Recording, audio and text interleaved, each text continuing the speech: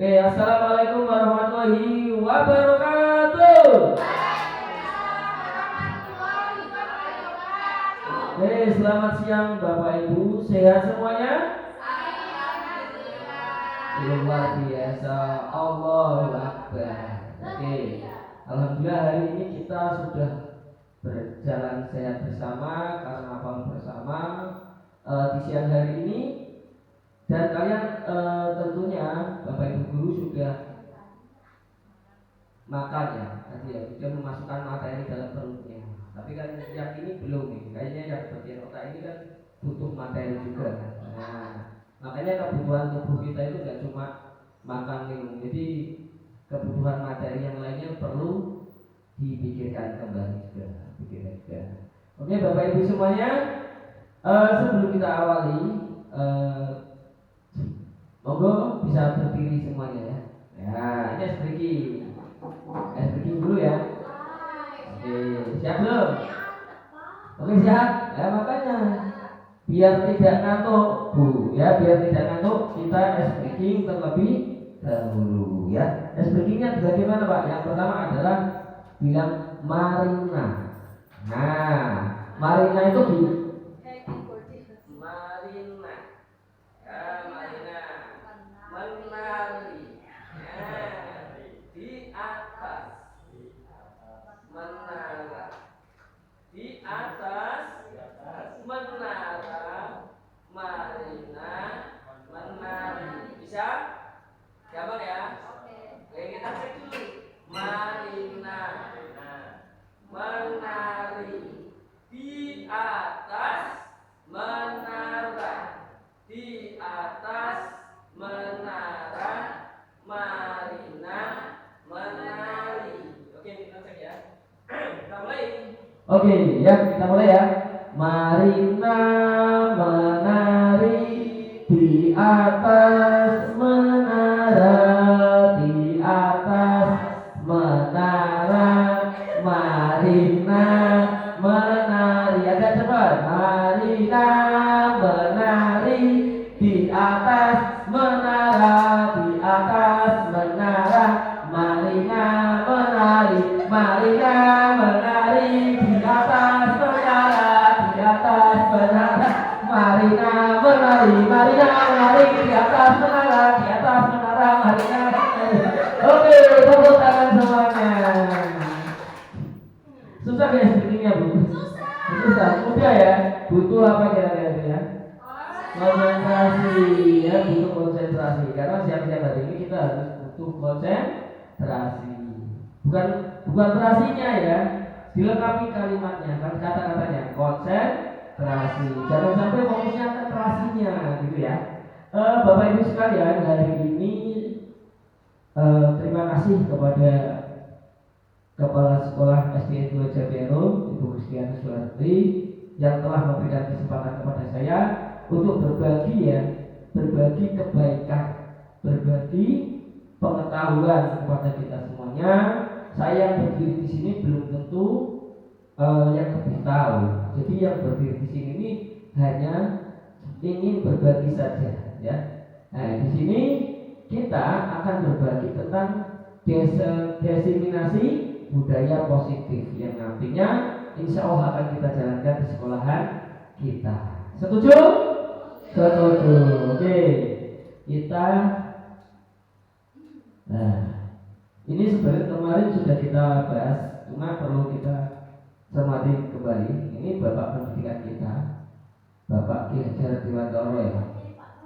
Nah, ini beliau mengatakan anak-anak hidup dan tumbuh sesuai dengan kodratnya sendiri. Pendidikan hanya dapat merawat dan menuntun tumbuhnya kodrat itu. Ini kata Ki Hajar Dewantara. Jadi kita itu sebagai pendidik itu tugasnya nggak cuma menyampaikan informasi saja, tapi kita menuntunnya, membersamai. Agar apa?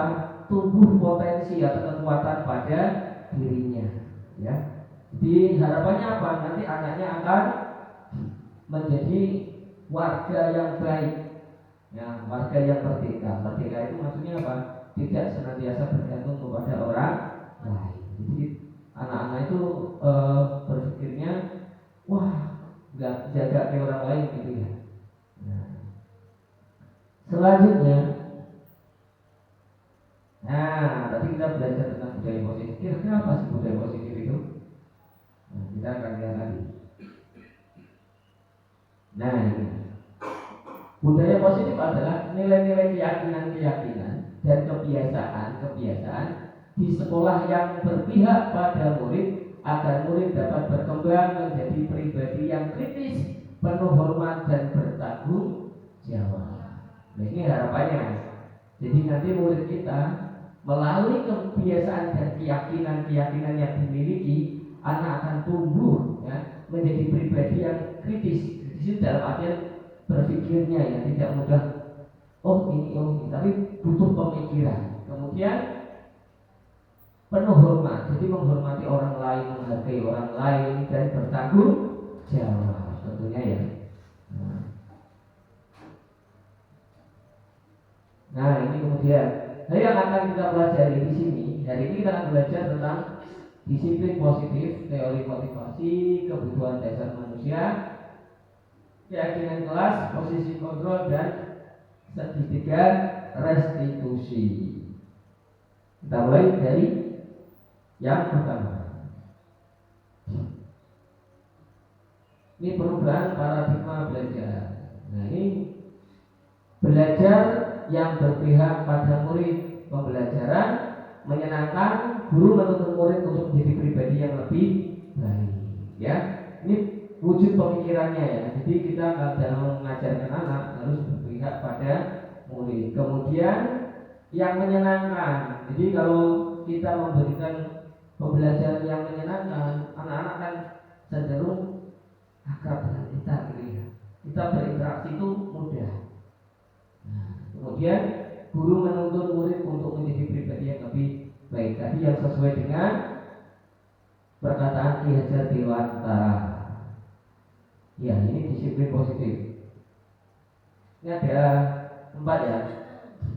Yang pertama merupakan suatu cara penerapan disiplin tanpa kekerasan dan ancaman yang dalam praktiknya melibatkan komunikasi antara perilaku yang efektif antara guru dan murid.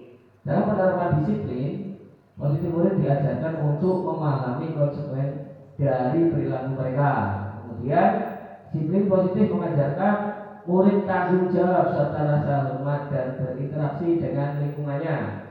Yang terakhir, disiplin positif merupakan salah satu cara penerapan disiplin yang bertujuan untuk menumbuh kesadaran serta memberdayakan murid untuk melakukan suatu tanpa satukan ancaman maupun hukuman. Ini maksudnya disiplin positif itu kita sebagai guru sudah tidak sepantasnya ya kita memberikan sebuah hukuman ataupun ancaman, ya, karena dampaknya sangat buruk sekali. Jadi dengan adanya penerapan disiplin ini, disiplin positif ini ya, harapannya anak-anak yang bisa bertanggung jawab, berpikir kritis, ya, berperilaku baik. Oke. Nah, ini profil pelajar Pancasila. Ini disiplin positif akan melahirkan nilai-nilai kebajikan. Kebajikan itu nilai-nilai kebaikan. Yang pernah saya pelajari itu dalam sebuah kitab kalau salah, itu ada 12 penerapan akhlak baik. Ini hampir sama dengan kurikulum Merdeka ya. Jadi ada nilai kebajikan. Setiap pembelajaran itu ada nilai kebajikan yang akan kita terapkan sebenarnya.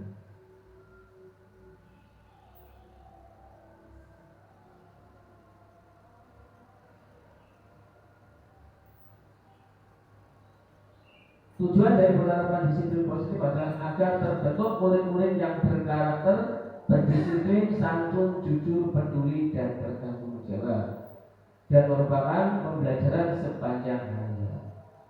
Nah, ini tujuannya Bapak Ibu, ya. Jadi kalau kita menerapkan disiplin positif itu juga ada tujuannya.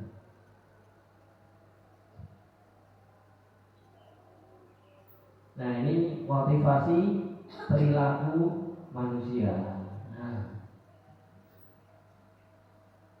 Nah, ini kalau kita biasanya dalam kehidupan sehari-hari Itu kita termotivasi untuk apa kita? Berangkat sekolah, berangkat kerja itu kita motivasinya apa? Atau hanya sekedar, oh aku mangkat sekolah dianggap kerja, oh aku berangkat sekolah karena memang ada gajinya, kan itu bagian dari sebuah motivasi. Jadi guru berapa memberikan motivasinya kepada anak didik kita. Harapannya apa? Semangat belajarnya akan tumbuh. Nah, ini yang pertama, untuk menghindarkan ketidaknyamanan atau hukuman. Nah, kemudian untuk mendapatkan imbalan atau penghargaan dari orang lain. Ini motivasinya ya. Nah, kemudian untuk menjadi orang yang mereka inginkan dan menghargai diri sendiri dengan nilai-nilai yang mereka percaya. Ini menurut Dian Gosen dalam bukunya Restructuring School Discipline, menyatakan ada 3 alasan motivasi perilaku manusia. Jadi dikategorikan ada 3 ya. Nah, dia termotivasi untuk menghindari, wah, aku mau berangkat lebih awal biar gak dimarahi Bu Hati. Ini motivasi maksudnya. Ya, menghindari hukuman, ya. Kemudian mendapatkan imbalan, waduh, wah aku pengen untuk duit akeh. Berangkat awal biar dapat hadiah 17-an lebih besar, ya. Itu imbalan, ya. Terus kemudian untuk menjadi orang yang mereka inginkan. Nah, ini yang perlu kita cermati, yang bagian nomor 3. Jadi motivasinya dalam diri sendiri.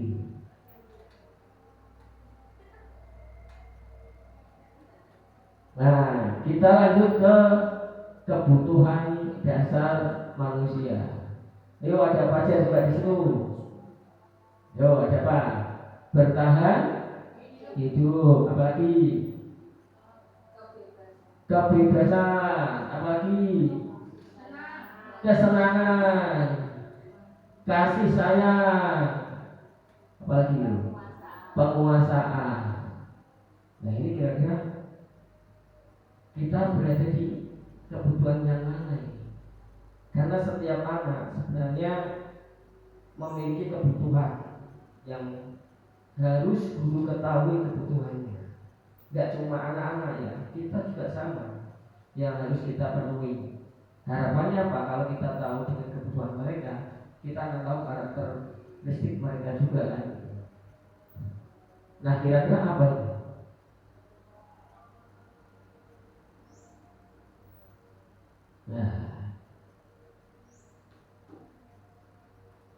Nah, ini yang pertama, kebutuhan bertahan hidup atau survival gitu ya. Nah, kebutuhan bertahan hidup atau survival adalah kebutuhan yang bersifat fisiologis untuk bertahan hidup, misalnya kesehatan, rumah, dan makanan. Kebutuhan biologis sebagai bagian dari proses reproduksi, termasuk kebutuhan untuk tetap bertahan hidup. Ya, nah termasuk di dalam tadi makan itu bertahan hidup, minum juga bertahan hidup. Ya, nah, ini kebutuhan dasar yang pertama. Nah, kemudian kasih sayang dan rasa diterima. Datang ke sini diterima dengan baik itu bagian dari kebutuhan, ya, bagian dari kasih sayang. Saya hadir di tengah-tengah Bapak Ibu, ini juga kebutuhan ini, karena saya diterima. Coba kalau saya nggak punya kebutuhan itu, wah, nggak mungkin saya ngomong di depan ini ya. Nah, ini bagian dari kebutuhan. Jadi kebutuhan ini dan 3 kebutuhan berikutnya adalah kebutuhan psikologis. Kebutuhan ini meliputi keinginan untuk tetap terhubung dengan orang lain seperti teman, keluarga, pasangan hidup, teman kerja, binatang peliharaan, dan kelompok di mana kita tergabung.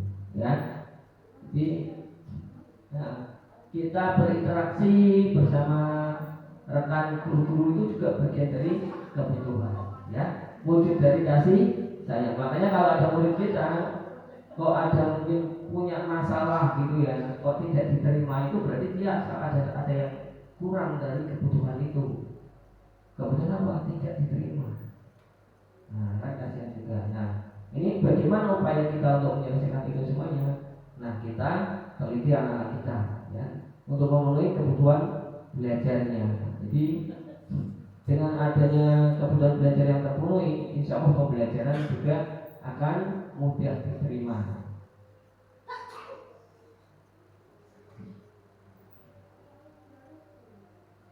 Nah, ini penguasaan atau pengakuan atas kemampuan. Kebutuhan ini berhubungan dengan kekuatan untuk mencapai sesuatu, menjadi kompeten, menjadi terampil, diakui atas prestasi dan keterampilan kita, didengarkan dan memiliki rasa harga diri. Jadi misalkan Bu Nova menang saja juara, ya, kira-kira ia punya prestasi tinggi, terus berkumpul dengan orang-orang. Kok Bu Nova dengan prestasi yang luar biasa mengharumkan Indonesia, kok kalau nggak dipanggil itu kebutuhannya kurang. Nanti kalau keluar dari ruangan dianggap gitu kan. Nah, itu kan salah satu kebutuhan juga itu. Kurang puas. Jadi ada kompetensinya, ada kemampuannya, tapi butuh pengakuan. Ya.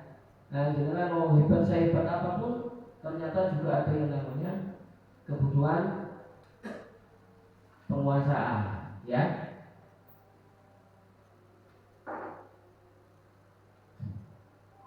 Nah, selanjutnya adalah kebebasan. Kebutuhan untuk berbebas adalah kebutuhan untuk kemandirian, otonomi, memiliki pilihan dan mampu mengendalikan arah hidup seseorang.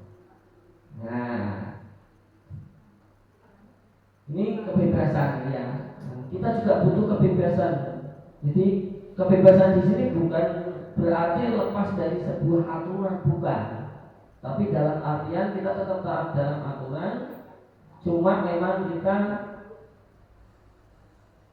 di sini, nah ini memiliki pilihan dan mampu mengendalikan arah hidup seseorang. Nah ini ya, jadi orang yang usah karpet ini. Jadi tetap kita taat aturan. Nah ini paling dicari yang ini, kebutuhan kesenangan. Nah, ini kebutuhan akan kesenangan adalah kebutuhan untuk mencari kesenangan, bermain dan tertawa. Wah, tadi kita termasuk sudah memenuhi kebutuhan kita loh. Termasuk anak-anak sudah kita penuhi dengan adanya karnaval. Terlihat anak-anak memakai baju adat dan senang sekali, meskipun berjalan kurang lebih 2 kilo itu gak terasa. Ya, itu artinya apa? Kebutuhan mereka terpenuhi. Sekali-sekali anak-anak diajak belajar untuk menyenangkan. Dalam artian apa? Kita memenuhi, ya, salah satu cara untuk memenuhi kebutuhan belajar anak dalam bidang kesenangan seperti itu. Jadi orang ayo di dalam kelas, di papan tulis dan sebagainya, ya.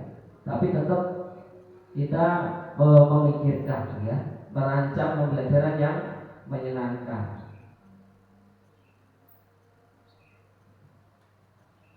Nah ini kuis, sobat. Nah, kira-kira apa ini?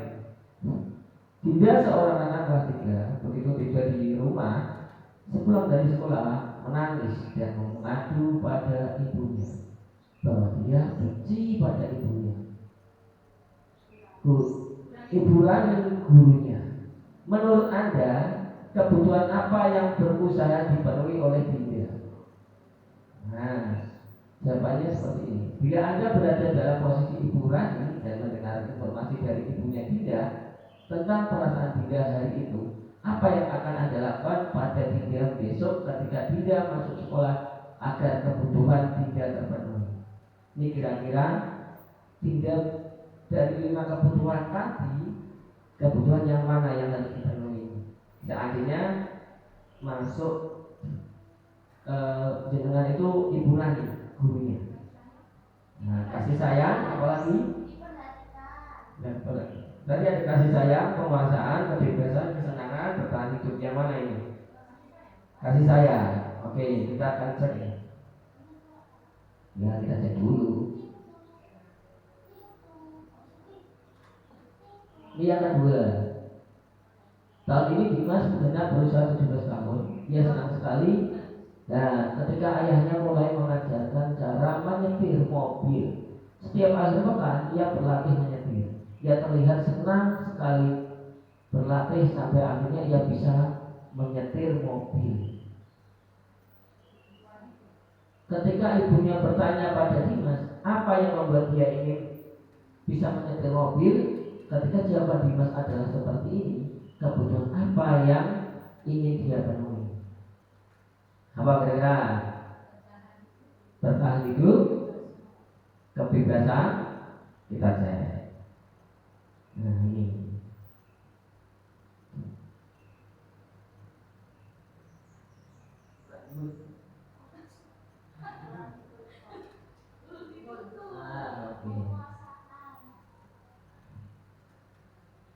Ya, aku merasa bangga nih kata Dimas. Ini kebutuhan penguasaan. Aku senang bisa pergi ke tempat-tempat yang aku suka. Tadi yang disampaikan kebebasan. Kemudian menyetir mobil ini itu seru, kesenangan. Ya, jadi ada tiga kebutuhan yang ingin dipenuhi oleh Dimas.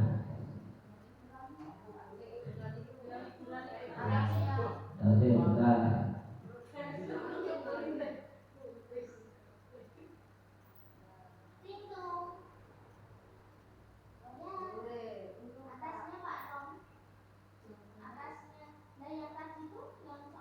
Ya, kalau yang Ibu Nani tidak ada, tapi jawabannya kasih sayang, benar sekali.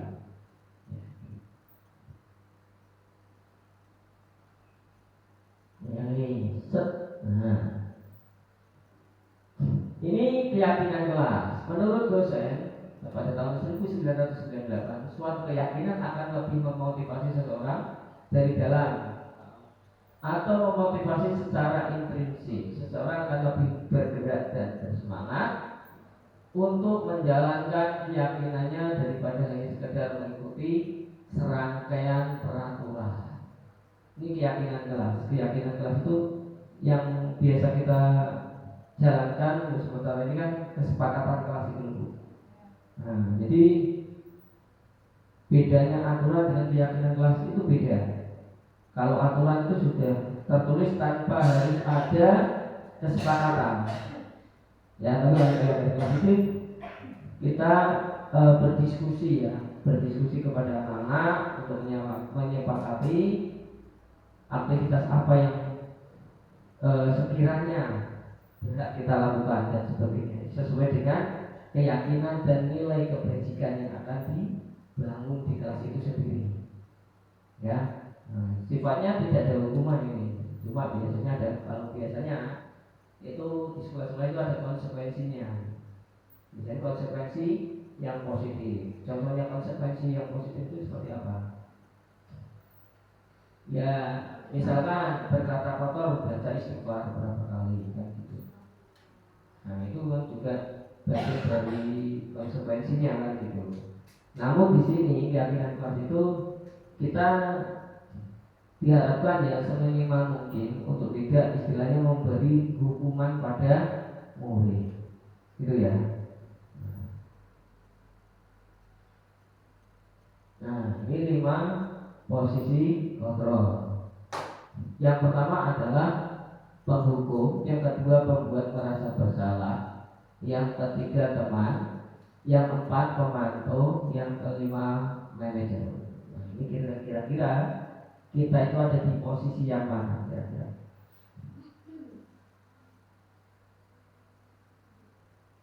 Ini ada satu video, bukan satu ya.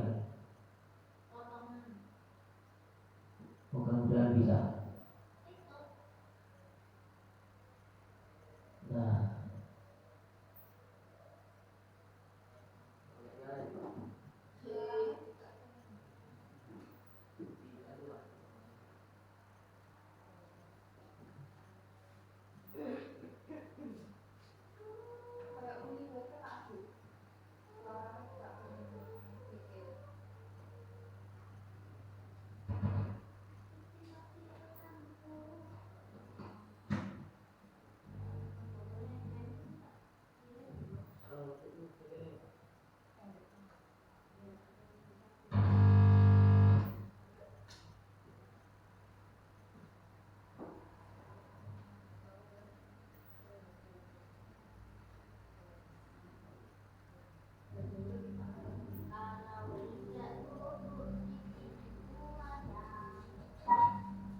kira-kira apa ini? Ada ibu guru?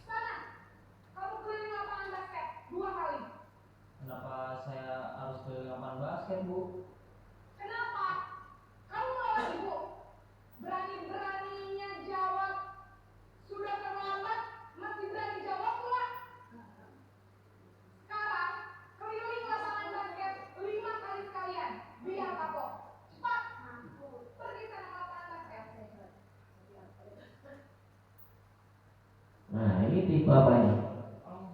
Penghukum. Karena di dalam film itu gurunya terlihat ramah atau galak apa itu? Galak ya. Mirip kita membuka ini ya. Nanti buat introspeksi buat kita semua ya. Jadi seorang penghukum bisa menggunakan hukuman fisik maupun verbal. Jadi perkataan. Kemudian nada suaranya tinggi dan bahasa tubuh mengintimidasi. Jadi suaranya keras. Ini kadang memang ditakuti anak-anak. Nah, ini posisi pembuat merasa bersalah. Video berikutnya. Ini bentuk contohnya seperti ini.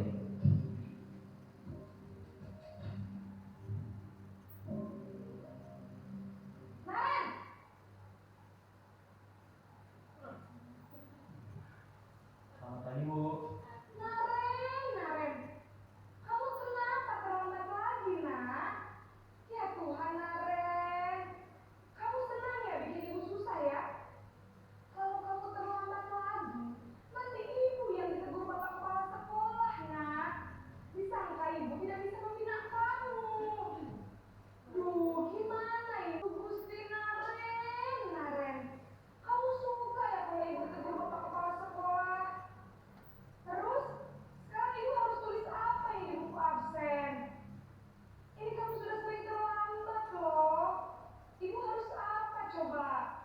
Maaf Bu, maaf sekali. Ya sudah, lain kali jangan bikin ibu susah lagi ya nak ya. Ibu tidak akan kuat lagi kalau kamu begini terus. Bisa jantungan kalau ibu ditegur bapak kepala sekolah. Sana cepat kelas. Maaf ya Bu, maaf sekali.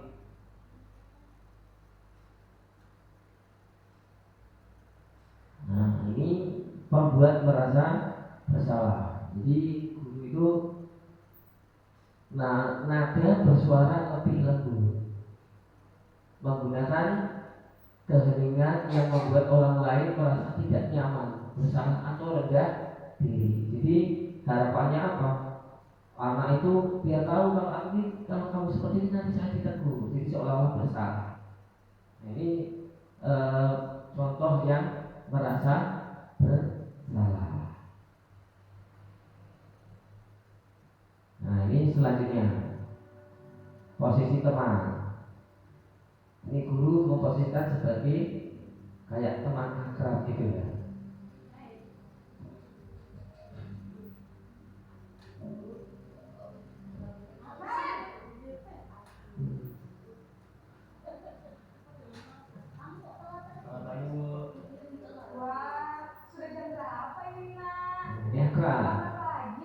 Terlihat akrab. Iya Bu, habis guru saya lupa membangunkan saya Bu.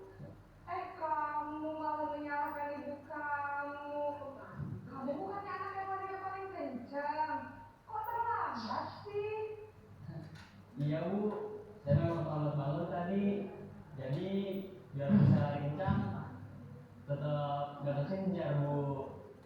Ya sudah sana. Nanti lain kali larinya lebih kencang lagi ya, biar gak terlambat lagi. Bikin seneng ibu demi ibu, bisa kan? Bisa lah Bu. Ya sudah, sekarang masuk kelas. Ibu beresin urusan absen kamu. Kamu ini ada saja. Nih terlihat gurunya akrab ya. Ini cirinya seperti ini. Tidak menyakiti murid, namun tetap berupaya mengontrol murid melalui persuasi. Ada dampak positif dan negatifnya.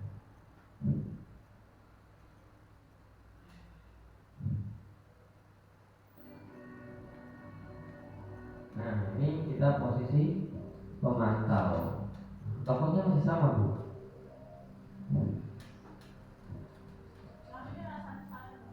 Iya. Ya. Bajunya enggak gonta ganti ya.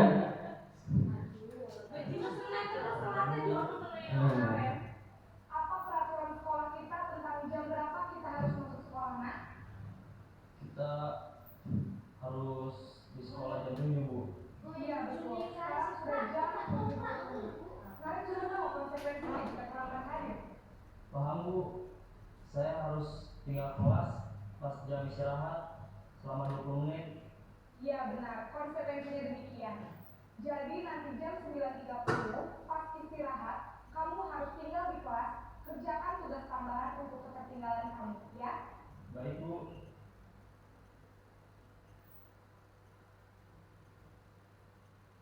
Nah, ini pemantau. Mengawasi, kita bertanggung jawab atas perilaku orang yang kita awasi berdasarkan peraturan dan konsekuensi yang tadi saya jabarkan tadi ya, ada konsekuensi dan sebagainya. Jadi diawasi terus ditegur dan sebagainya, diingatkan ya. Nah, itu posisi pemantau tanpa harus ditanya alasannya. Nah, ini yang terakhir, posisi manajer. Muncul lagi tokoh yang sama. Ya.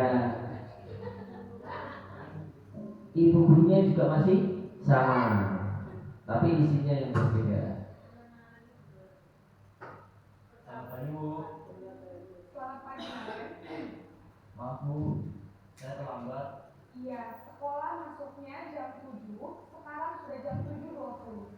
Jadi sekarang bagaimana ini, Maren? Maaf, Bu. Saya lupa setel alarm saya semalam. Baiklah, menurut kamu, keyakinan sekolah yang mana yang perlu kamu tingkatkan? Menghargai diri sendiri dan orang lain mungkin ya, Bu. Setuju. Jadi, apakah Maren meyakini prinsip saling menghormati tersebut? Iya, Bu. Saya meyakininya. Apakah Maren bersedia memperbaiki masalah keterlambatan ini? Bersedia, Bu. Bagaimana kamu akan perbaiki masalah keterlambatan ini? Saya akan coba untuk tidak lupa menyetel alarm saya, Bu. Baik, kalau kalian lupa menyetel alarm di rumah, ada orang yang kira-kira bisa bantu mengingatkan tidak? Ada, Bu. Kakak saya, Kak Emma. Ada lagi selain Kak Emma? Selain Kak Emma, ada ibu saya. Baik, jadi yang mengingatkan Maren adalah Kak Emma dan ibu kamu ya? Kira-kira akan mulai setel alarm kapan nih, Maren? Setelah pulang sekolah, akan segera saya lakukan. Baik, jadi Maren akan setel alarm untuk bangun besok pagi dan akan diingatkan oleh kakak dan ibu dan Maren ya. Ada lagi yang mungkin perlu dilakukan, Maren, agar tidak terlambat bangun lagi? Tidak ada, Bu. Baik, Maren, terima kasih untuk kerjasama kamu. Sekarang kamu perlu kembali ke kelas untuk belajar. Baik, Bu. Terima kasih. Nah, lihat posisi manajer ya. Ini tadi tidak dimarahi, ditanya alasannya dan memberikan sebuah solusi ya untuk kedepannya. Itu posisi kontrol yang bagian manajer. Jadi berbuat sesuatu bersama dengan murid, mempersilahkan murid mempertanggungjawabkan jawab perilakunya, kemudian mendukung murid agar dapat menemukan solusi atas permasalahannya sendiri. Jadi ditanya alasannya, kira-kira itu baik nggak kira-kira? Ya, terus kemudian menurut kamu kira-kira apa sih yang akan membuat kamu bisa berubah menjadi orang yang lebih baik? Nah, nanti juga gurunya memberikan sebuah saran.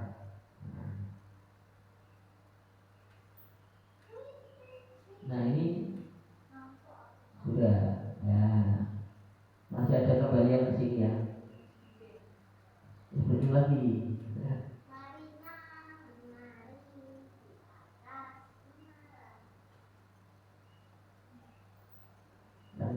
Ini segitiga restitusi. Ini adalah tindakan kita untuk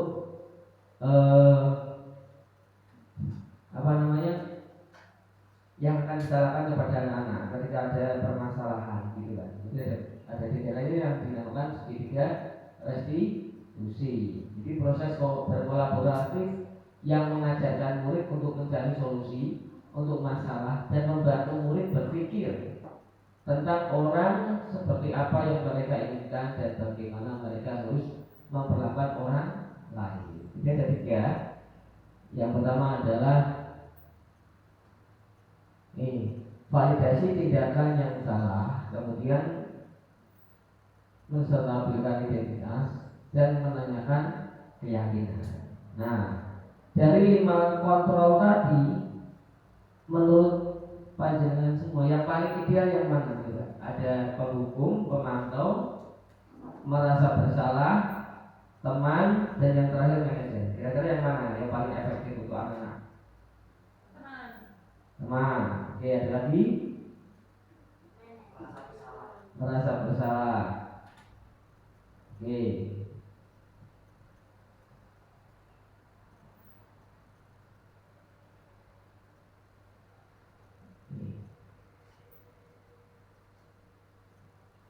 Yang paling tepat di sini yang paling tepat adalah yang manajer. Jadi kita memberikan satu pertanyaan. Jadi tidak, anak itu dicari dulu penyebabnya, bukan karena kesalahannya dan sebagainya. Mereka telat juga punya alasan yang perlu kita pertimbangkan. Jadi cari solusinya. Kenapa tidak teman? Kalau teman, nanti endingnya anak itu akan saling bergantung. Wah, misalkan kita dimutasi nggak kerja di sini, nanti dicari. Wah, enak ya, dulu ada bu itu ya. Wah, saya itu bolos nggak apa-apa. Nah, jadi bergantung seperti itu. Karena teman.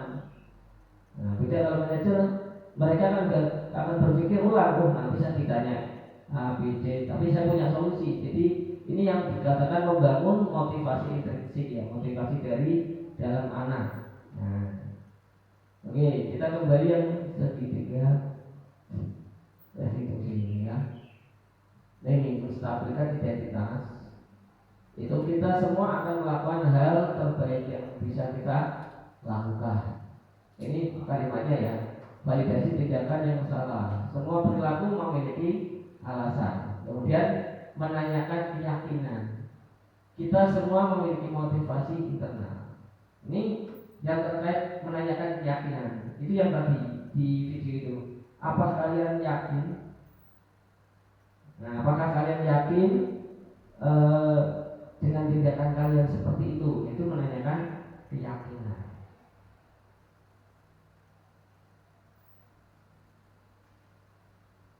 Nah, ini menstabilkan identitas ya, mengubah identitas. Validasi tindakan yang salah. Nah, ini menanyakan keyakinan. Anak akan termotivasi secara internal ketika identitas sukses telah tercapai dan tingkah laku yang dihubungkan dengan nilai-nilai yang dia percaya dan berpindah menjadi orang yang dia inginkan. Kalau yang ini foto saya ambil ketika anak-anak bikin proyek ya, proyek kebersihan kelas.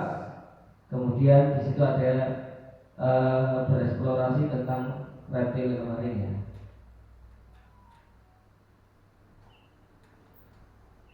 Kalau yang ini saya segitiga restitusi prakteknya. Terima kasih. Nah, oke. Bapak Ibu semuanya, ini kan tadi kita sudah membahas beberapa terkait dengan materi kita ya, budaya positif kita. Harapannya apa? Nanti kita bisa laksanakan bersama. Nah, dari sini Bapak Ibu ada yang kurang jelas atau mau ditanyakan? Yuk silakan. Ada nggak kira-kira yang mau ditanyakan ini? Oh monggo Pak Haji, silakan. Ini Pak, mau tanya untuk tadi yang Anda sampaikan untuk 5 posisi kontrol itu yang pernah Bapak lakukan itu yang mana? Oke, terima kasih Pak Haji. Jadi ada 5 posisi kontrol ya. Yang pertama yaitu apa tadi? Penghukum. Kemudian apa lagi? Merasa bersalah. Terus teman, pemantau dulu. Terus yang terakhir manajer, gitu kan? Jadi ada 5 posisi kontrol ya. Nah, yang pertanyaannya Pak Adit adalah posisi mana yang pernah Pak Rondo lakukan, gitu kan? Nah, kalau dari lihat pengertian dan isinya tadi, saya itu penghukum pernah. Nah, jadi ya dulu penghukum pernah, merasa bersalah juga pernah. Nah, jadi pernah itu Pak, pernah saya lakukan. Jadi anak-anak tak hukum itu pernah di awal-awal pernah. Karena memang mungkin kita sebagai pengajar juga kadang gemes juga kan kalau lihat anak-anak kalau tiba-tiba melakukan sebuah kesalahan berulang-ulang kan itu. Nah, berulang-ulang kadang kita gemes karena mungkin kita nggak punya treatmentnya, nggak punya caranya untuk mengatasi permasalahan tersebut. Nah, kemudian merasa bersalah juga pernah. Jadi saya perlakuan anak, bagaimana caranya ia itu sadar dengan kesalahannya kan gitu. Tapi sebenarnya itu kurang efektif sebenarnya. Ya, nanti munculnya dia kan mendiamkan dan sebagainya. Kalau penghukum biasanya dampaknya adalah nanti pemarah, Pak, benci, dendam dan sebagainya kalau penghukum itu. Karena buat dihukum kita nggak tahu kan sifat dan psikologis anak itu sendiri kan dalam dirinya kan gitu. Kalau untuk yang sekarang saya berusaha untuk menjadi orang yang memiliki posisi kontrol yang manajer. Ya, jadi memposisikan anak-anak bagian dari sebuah solusi bersama. Ya, berkolaborasi itu artinya apa? Bekerja sama. Jadi di manajer itu sebenarnya kita bersikap lemah lembut, ya, lemah lembut. Jadi kita diajarkan untuk tidak kasar, tidak menyuarakan yang tinggi, namun terarah. Nah, dengan posisi manajer itulah kita harapannya apa? Kita tahu permasalahan anak, ya kan? Bahkan saya pernah itu anak nggak pernah berlakon terus gitu kan. Nah, jadi solusinya apa kan? Ternyata kita pakai segitiga restitusi juga belum mampu. Ternyata setelah kita pelajari dari segitiga restitusi itu sendiri, saya pelajari di rumahnya. Ternyata anak tersebut yang memang membantu orang tuanya sampai malam, sehingga dia kadang paginya nggak bisa berangkat sekolah, ya. Nah, istilahnya orang Jawa kalau isu-isu kan ngantuk itu kan motivasinya agak kurang. Namun dengan cara kita mendatangi, mengunjungi, berkomunikasi dengan orang tua, nah itu setidaknya ada perubahan. Ya, jadi berangkatnya itu lebih sering ya. Jadi tidak ingin mangkuat terus, enggak. Tapi ada proses yang perlu dijalani. Dan yang kedua kita memberikan pembelajaran yang menyenangkan, yang punya target dan sebagainya. Jadi anak-anak itu datang dari rumah mau ke sekolah itu punya motivasi. Oh, aku mau ke sekolah mau bikin ini nih sama teman-teman. Oh, aku di sekolah merasa kebutuhanku terpenuhi, kayak kebutuhan kasih sayang, ya, kebebasan, kesenangan itu terpenuhi. Jadi mereka berangkat ke sekolah itu dengan enjoy, gitu ya. Nah, gitu Pak Adit. Oke, siap. Ada lagi? Oh, Bu Nova masih aktif sekali. Apa Bu Nova? Wah, ini keren nih. Apa nih?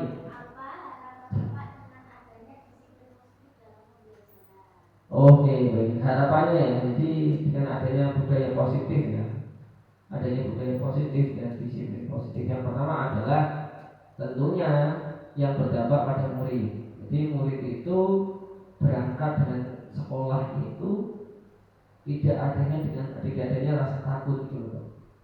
Berangkat dengan senang ya, sekolah kita berubah menjadi yang lebih baik ya, dari segi pembelajaran maupun dari segi yang lainnya.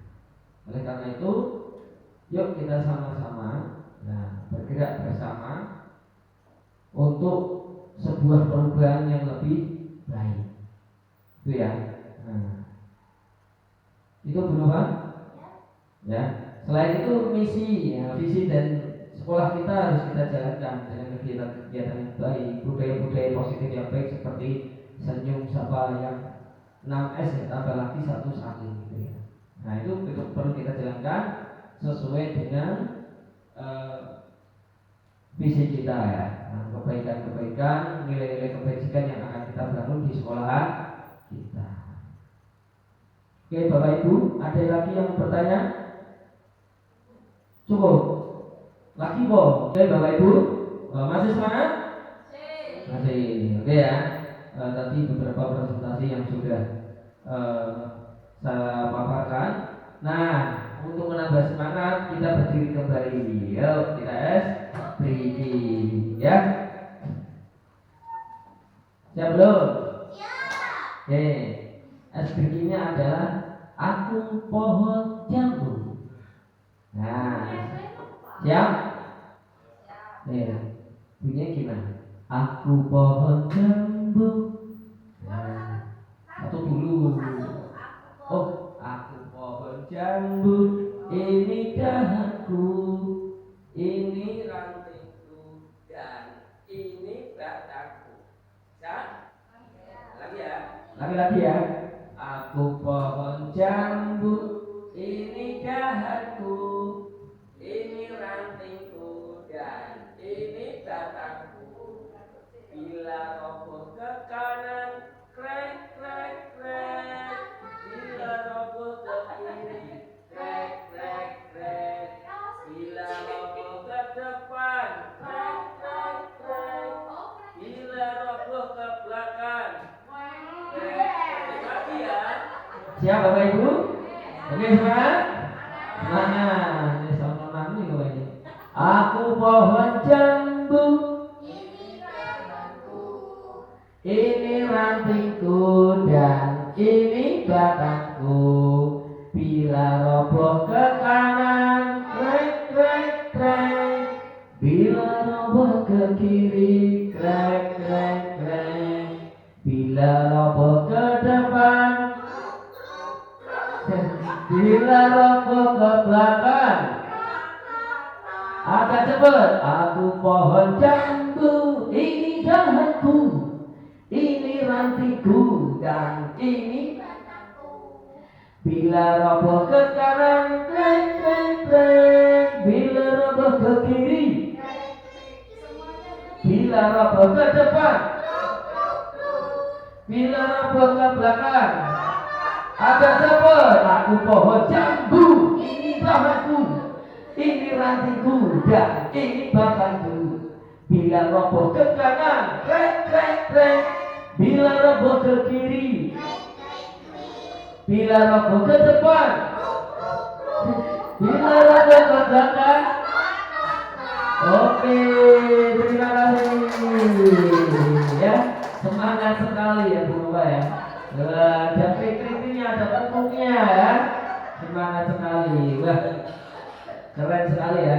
Nah, itu bagian dari kita untuk istilahnya pembelajaran yang menyenangkan gitu ya. Jadi ketika kita sudah mengajarkan anak di tengah-tengah pembelajaran, kita bisa kasih SPG. Harapannya apa? Anak lebih semangat lagi ya, terbangun untuk bergegas gitu ya. Nah, ya mungkin disuruh cuci muka kalau yang ngantuk gitu ya, disuruh cuci muka, terus nanti kita speaking biar apa? Biar lebih senang. Jadi nggak cuma tepuk-tepuk saja ya.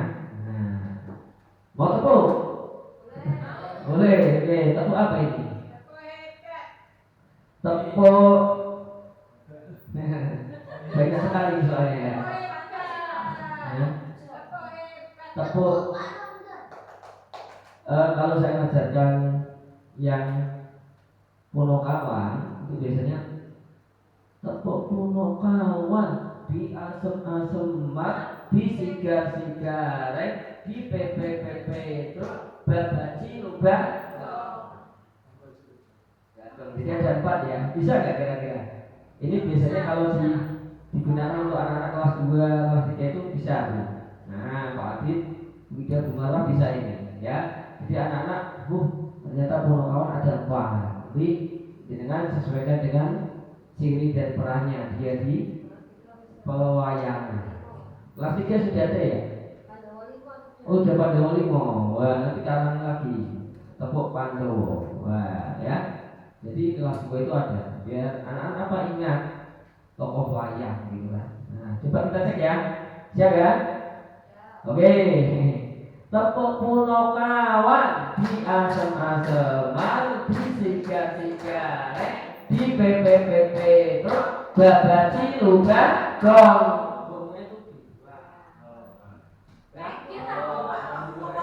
Iya, itu nanti anak-anak akan tahu, wah riuh-riuh sekali gitu kan.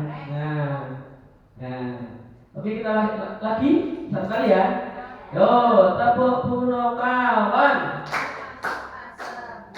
di siga-siga, babaci lubang gong. Nah, oke tepuk tangan semuanya. Nah ini tadi ada yang kurang paham yang bagian yang ini ya. Nah, saya putar ulang di videonya. Ini untuk yang penghukum udah paham ya Bapak Ibu ya? Oh, berarti yang bukan penghukum. Yang teman-teman. Ini yang penghukum. Oh, ini yang bersalah tadi. Ini paham ya? Paham.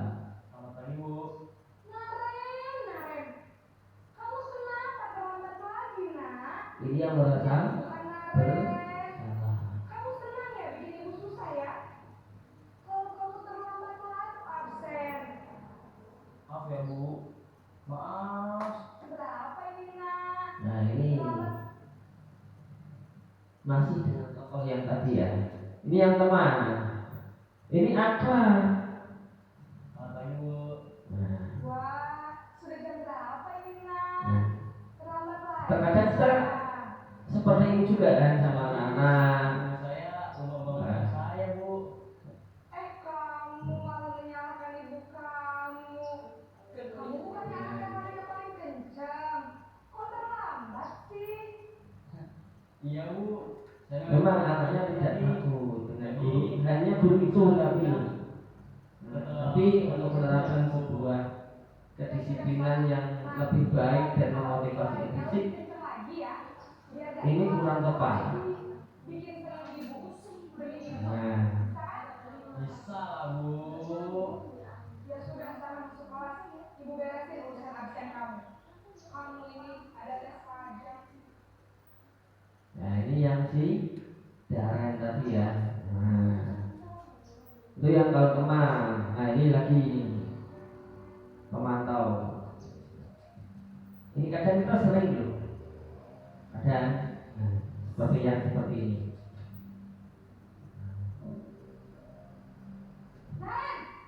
Nah nadanya tinggi, tapi beda dengan penghukum ya. Nah, Naren, apa peraturan sekolah kita tentang jam berapa kita harus masuk sekolah nak? Kita harus di sekolah jam 7 Bu. Iya betul, sekarang sudah jam 7.20. Naren sudah tahu konsekuensinya jika terlambat hadir. Paham Bu. Saya harus tinggal kelas pas jam istirahat selama 20 menit. Iya benar, konsekuensinya demikian. Jadi nanti jam 9.30 pas istirahat, kamu harus tinggal di kelas, kerjakan tugas tambahan untuk ketertinggalan kamu, ya? Baik Bu. nah ini yang penting ditanya aturannya, kemudian konsekuensinya. Yang penting itu saja, tanpa ditanya alasannya kenapa. Nah ini yang manajer ini lebih detail lagi. Nah ini harapannya kita mempelajari anak itu seperti ini. Nah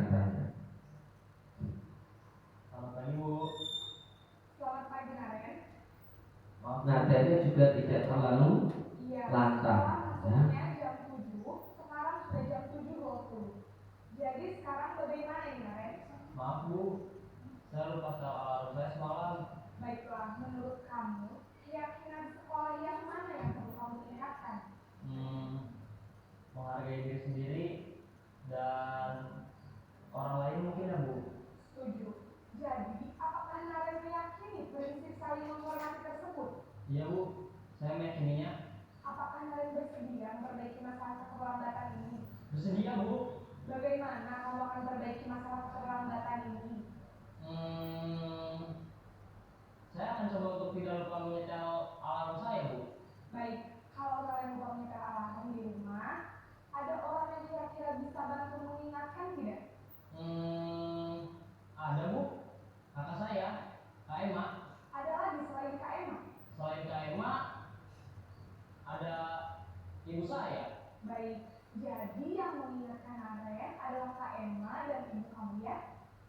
Kira-kira akan mulai set alarm kapan nih, Naren? Setelah pulang sekolah, akan segera saya lakukan. Baik, jadi Naren akan setel alarm untuk bangun besok pagi dan akan diingatkan oleh kakak dan ibu dan Naren ya. Ada lagi yang mungkin perlu dilakukan, Naren? Agar tidak terlambat bangun lagi. Tidak ada Bu. Baik, Naren. Terima kasih untuk kerjasama kamu. Sekarang kamu perlu kembali ke kelas untuk belajar. Baik Bu, terima kasih. Yang terakhir itu juga ditanyakan kapan ia akan mulai berubah. Di satu kata itu kan yang akan mengikat dia. Oh, ya ternyata itu ada kesalahan. Iya, keyakinan kelas itulah. Nanti disebut dengan keyakinan kelas. Jadi di keyakinan kelas itu kita punya harapan yang namanya nilai kebajikan. Nilai kebajikan itu bisa menghormati ya dengan alasan-alasan yang tentunya memberikan manfaat. Misalkan gini, kita memakai helm itu biar apa coba? Misalkan nggak panas. Ya, nilai kebajikannya apa berarti? Yang kita bangun, nah, keselamatan. Tentunya kan. Jadi yang tertanam dalam hati anak itu keselamatan. Oh, aku harus pakai helm biar Allah melindungi kan gitu. Itu nilai keselamatan. Nah, misalnya seperti itu gambarannya. Terus sampah, membuang sampah pada tempatnya, itu nilai kebajikannya apa kira-kira? Nilai kebajikannya kebersihan, kesehatan. Jadi anak-anak itu sudah punya alasan dalam diri. Kenapa kok kita harus bisa membuang sampah pada tempatnya? Nah, jadi anaknya itu tertanam, oh aku harus buang sampah ini karena nanti kalau tidak bersih nanti bau. Nanti kalau bau banyak penyakitnya. Jadi alasan-alasan dalam hati atau keyakinan-keyakinan yang ada dalam hati ini itu yang akan dimunculkan atau yang tumbuh dari sebuah motivasi intrinsik. Ya silakan Bu Marwah kalau mau ke toilet ya apa-apa ya. Boleh, nggak apa-apa.